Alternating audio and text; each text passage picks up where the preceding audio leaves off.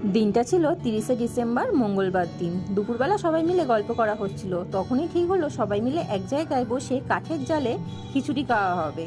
আর সবাই মিলে এক জায়গায় খাওয়া হলেই সেটাই তো পিকনিক, তাই সবাই মজা করে এই যে পিকনিকের জোগাড় করছে।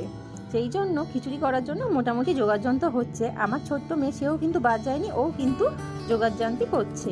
যাই হোক, ওখানে জোগাড়ের মাঝে চলে এলো আমাদের সন্ধ্যেবেলা টিফিন, এই যে আলুর চপ আর ফুলুরি। তারপর সবাই একটুখানি এইগুলো খেয়ে নিল। খাবার পর আবার শুরু হয়ে গেল রান্নার জোগাড়। এখানে কিন্তু মোটামুটি সবাই এই রান্নার জোগাড় করছে। আমি কয়েকজনের ভিডিও নিলাম। এই যে কাঠের জালে রান্নাটা হচ্ছে, কাঠের জালে হচ্ছে গিয়ে খিচুড়ি আর আলুর দম। যাই হোক, এই যে রান্না হয়ে গেছে, এবার হচ্ছে কি খেতে বসার পালা। সবাই মিলে খাওয়া দাওয়ার আগে একটু আগুন পুষে নিয়েছিলাম। আগুন পোহানোর পর তারপর খাওয়া দাওয়া শুরু হয়ে গেছিল। খাওয়া দাওয়ার পরে কিন্তু আমরা ভাই বোনেরা অনেকক্ষণ বসে বসে আড্ডা মেরেছি। সেইটার ভিডিওটা নেই ঠিকই, কিন্তু এই যে এই একটুখানি ভিডিও তুলে রাখতে পেরেছি, এটা স্মৃতি হিসাবে থাকুক। যাই হোক, এই যে কাঠের উনুনে রান্নার যে আনন্দ, সেই মজাটা আমরা প্রায় ভালো করেই নিতে পারলাম। আর আজকের ভিডিওটা এইটুখানি।